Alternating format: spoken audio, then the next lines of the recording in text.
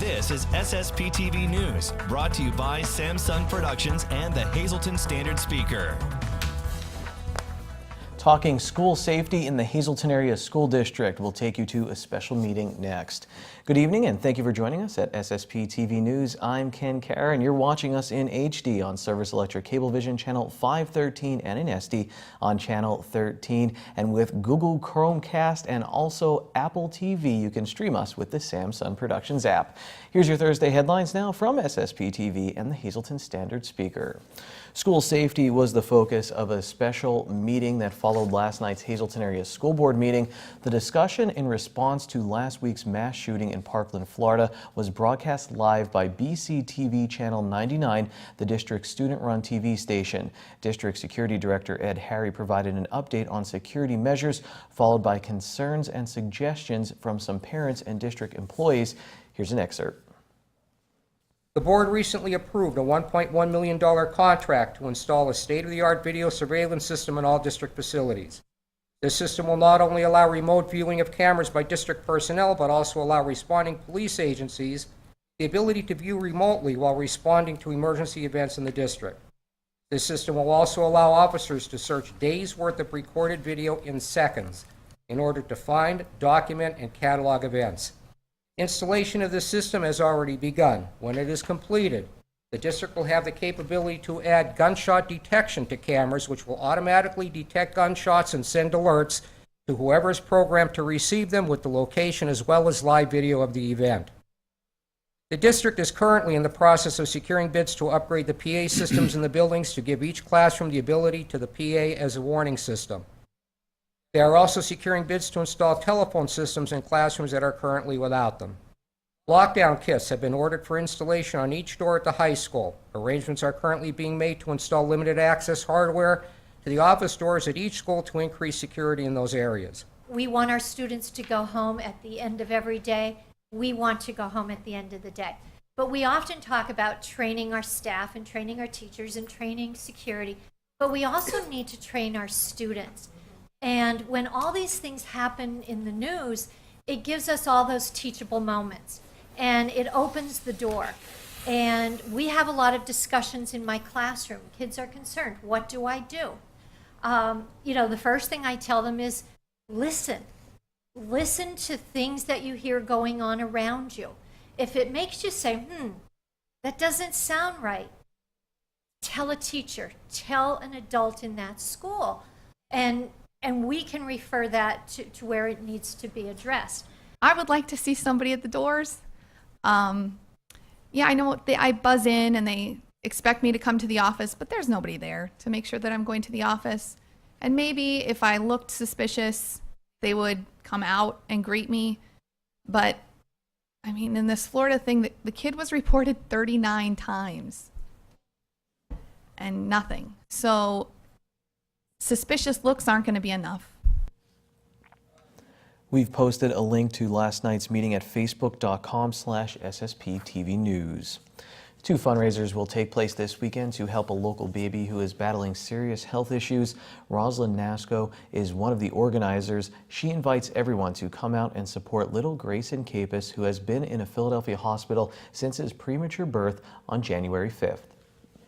So on Saturday, we're going to be at Bunkers. We're going to have a fundraiser to support the family in need. All proceeds are going to go directly to the family. We're going to have tricky tray basket raffles, 50-50 raffles. We're going to be selling merchandise like this wristband I have on. There's going to be live music. We have a local musician lined up for Saturday. Also Sunday, we're going to be at the other side in Freeland. There, same thing. We're also going to have live bands playing. We'll have Wild Dr. North and North of 40 there playing, and it's going to be a really good time. The family is currently staying at a Ronald McDonald house to be close to the baby, and you can make a donation by going to GoFundMe.com/PrayForGray. Well, if you couldn't sleep last night, I hope you're able to catch the U.S. take on Canada in women's hockey. The U.S. tied the game in the third period and then won the gold medal in a shootout. Jocelyn Lamoureux-Davidson scored the goal to put the U.S. ahead in the shootout. Maddie Rooney made the golden save in goal. In men's halfpipe freestyle skiing, the U.S. went 1-2 with David Wise winning gold and Alex Ferreira taking silver. Michaela Schifrin won silver in the women's super combined. Jamie Anderson gets silver in women's snowboarding big air after she said, "You got to do your best and bless the rest." Check out her full interview online. It was great. Finally, Alana Myers-Taylor and Lauren Gibbs won silver in the two-woman bobsled competition. Medals will be handed out in women's figure skating tonight on NBC, and you can see the U.S. moving up in the medal standings. Yesterday, I ate half of a cheesesteak stromboli from Frankie's. I don't know what that has to do with the next story because we're talking about Frankie's Pizza. You could win that and order stromboli while you're doing it. Right now, you just have to call us 570-459-9813, extension 104. We need your full name and phone number. We're going to pick a winner at random. It's your chance to win a box of 12 slices of Frankie's cold pizza with their signature sauce and cheese blend baked fresh with no preservatives. And remember, you could win once every 30 days here on SSPTV. Coming up, local motorsport journalist Dino Alberto breaks down all the NASCAR action from Daytona and gives us some local angles on racing's big weekend. Up next, we step back in time and talk about movie theaters in the area with the Greater Hazleton Historical Society and Museum. This is SSPTV News, your place for 24 hours of your hometown news and information.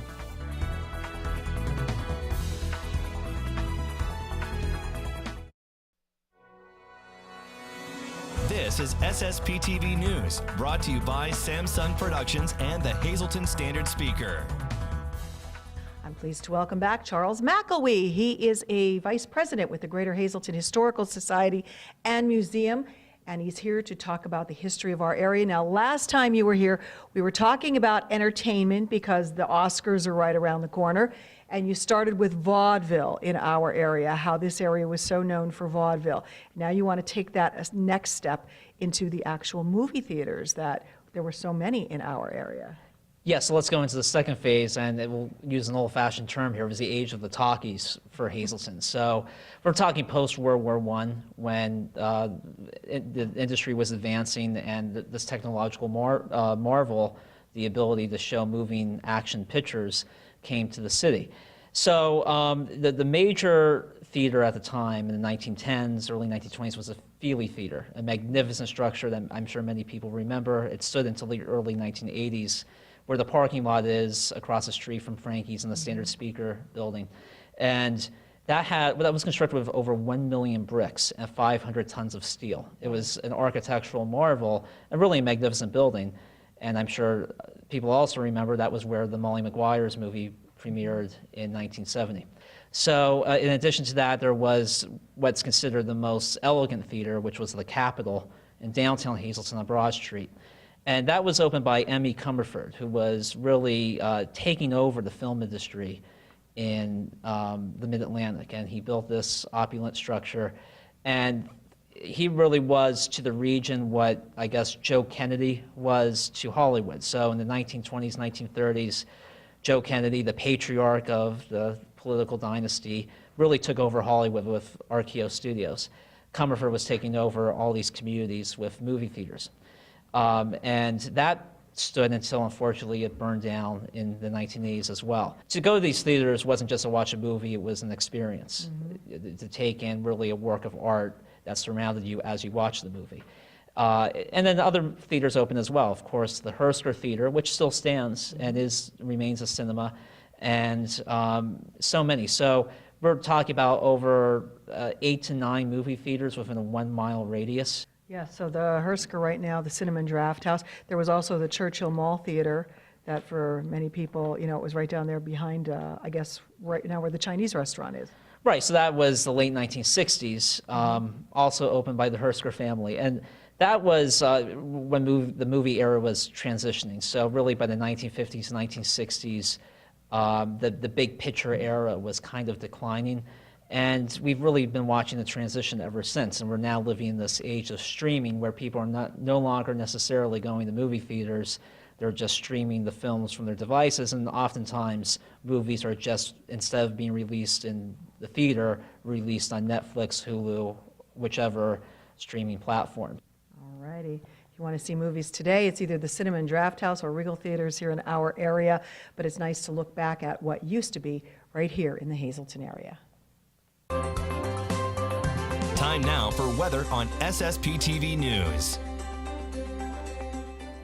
The scene at Ott Miller Playground looks very peaceful, but it really wasn't. They're tearing up where the basketball courts used to be over to the right of the shot, doing some major work at the playground. Here's your forecast right now from the National Weather Service. Tonight, expect more rain. We'll have a low of 29 degrees, 60% chance of precipitation. On Friday, freezing rain is likely before 10 a.m. Chance of precipitation is 90%. We'll have a high of 41 degrees. Rain after 10 a.m. by the way. Friday night, rain likely once again, 60% chance, low of 37 degrees. Saturday, another 60% chance of rain, cloudy with a high of 50 degrees. Saturday night, 70% chance of rain, low of 42 degrees, up to a 90% chance of rain with a high of 55 on Sunday. At night, mostly cloudy, low of 35 degrees. Monday, mostly sunny, high of 47. Monday night, mostly clear, low of 30 degrees. It's one of our favorite features on SSP TV News, our Volunteer of the Week, a person, couple, or group who makes this a better place to live. And it's brought to you by Workforce Resources Staffing Company in West Hazleton with temporary to permanent jobs and seasonal and temporary placements. You must apply in person. Here's Lisa with tonight's honoree. This week's Volunteer of the Week is certainly no stranger to SSP TV. I've had the pleasure of talking to her for many years about many wonderful events, so that's why she's sitting here today as the Volunteer of the Week. I'm pleased to introduce, I'm sure you don't need an introduction, Tammy Martin, the former mayor of Freeland, the lady who is behind Country for a Cure that raises so much money to help local people who are battling cancer. We're so glad to have you here. Your name came up by a variety of people because they know the good you do. Oh, thank you. I appreciate that. It's wonderful to have you here. And I know you're humble and you don't really want to, but you wanted to come in for the reason we want people to come in, and that is to inspire other people in our viewing audience to do the same. First of all, I want to talk a little bit about the things you have done. I know your signature event is Country for a Cure, that you raise money with a dinner dance every year, and that dates back to when your late husband, Tim Martin, our dear old friend, lost his battle with cancer. So you've wanted to help people with cancer, and you've been helping so many people for years. So why is that so important to you? Well, you know, we started it 21 years ago, and we thought after a couple of years that we wouldn't have to do it anymore. But, you know, when we first started, I remember we helped 3 families. This year, because our dinner dance was just a couple weeks ago, this year alone, we are set to help 13 families.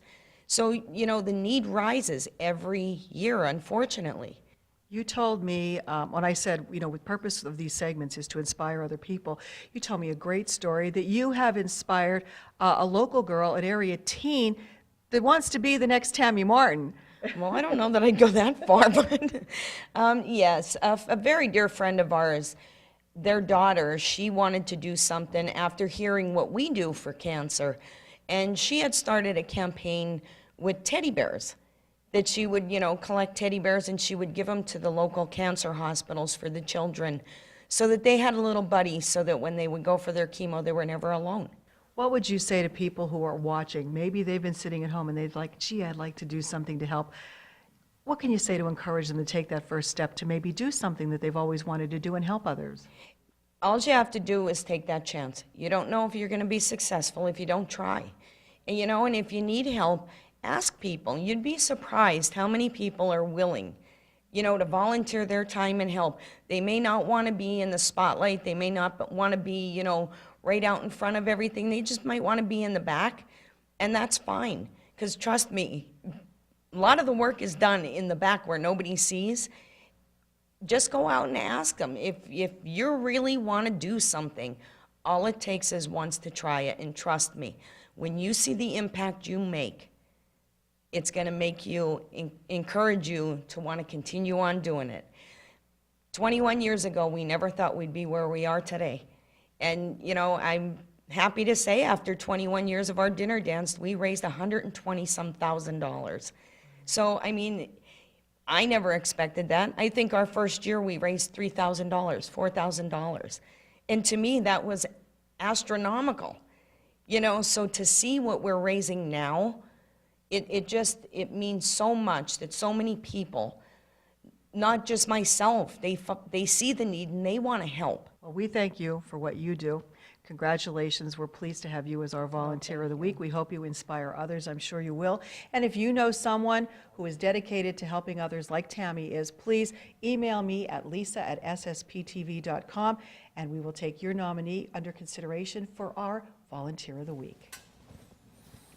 Just lost a bet to Lisa Sugared on that segment. You know what, Lisa, you get a free box of Frankie's Pizza. Hey, check out your winning daily lottery numbers. We'll come back with sports. We're talking racing after this.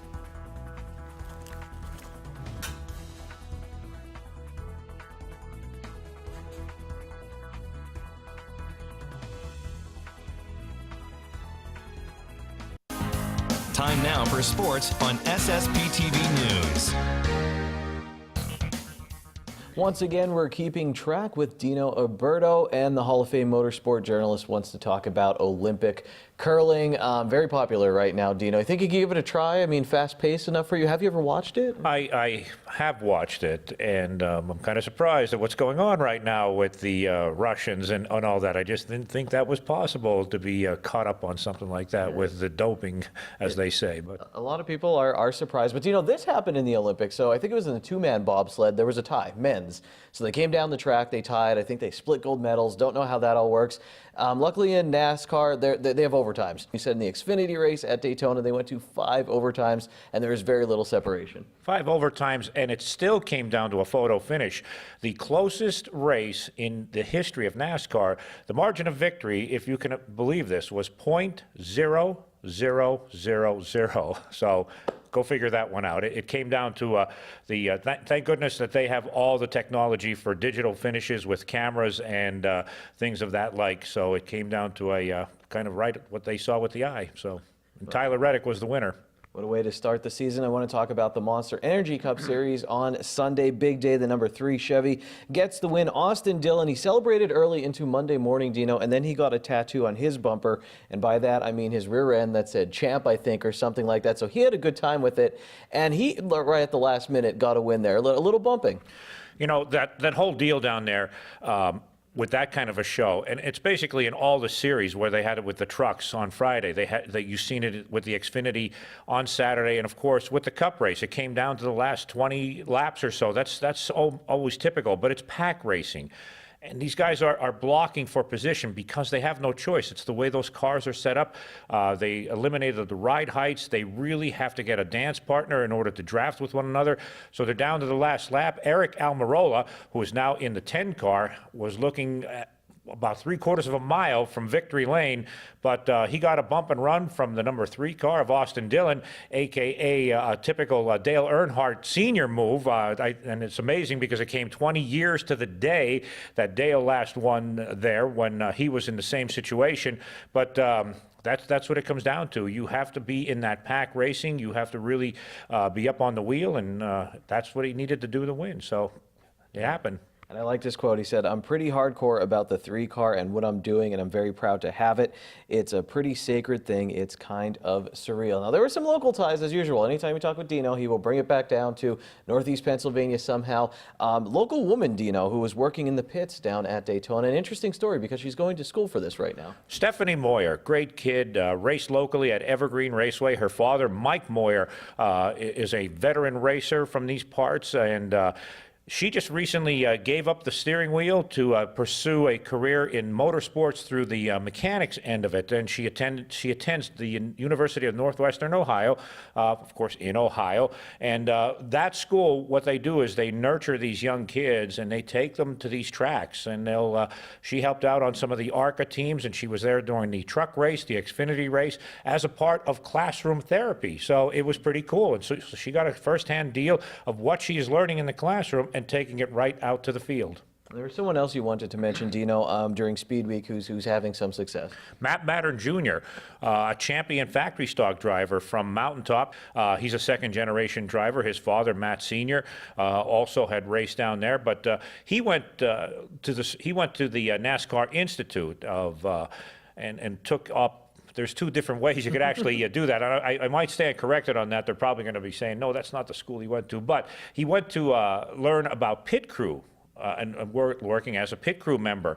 And with that, after graduating, has gotten the opportunity to travel across the country through thanks to what he has learned from the school. So now you'll see him at an ARCA race, at a truck race, at an Xfinity race, with the ultimate goal of obviously becoming a pit crew member on a cup team, because they're permanent members. Those guys, when they get out there, they are on a team. But as far as Matt Jr. goes, right now he is cutting his teeth through the opportunity of racing on these second-tier divisions, and that's going to get him noticed. And he's doing quite well because he worked on the Venerini team. They won at Daytona in the ARCA race. He wasn't on the winning team, but he's right there as a part of that, so it's looking good for him. Well, Dino, when we're recording this, it's 70 degrees outside in downtown Hazleton, kind of racing weather. So we're going to bring Dino back and talk about the local scene and getting things going. And you could read his work in the Standard Speaker. And also, you have a title now, right? A GM at a local track. Did I give you a promotion, or is that? I'm actually now the general manager. Very proud to about that at Mahoning Valley Speedway. And also, I'm going to be named as the president of the Eastern Motorsport Press Association. So it's kind of been a good off season for me. And we'll make an announcement about curling for cannoli coming your way possibly this summer. Good evening, everyone. Here's today's talk of the town. The Greater Hazleton Chamber of Commerce is still looking for businesses to participate in the 2018 Greater Hazleton Job Fair.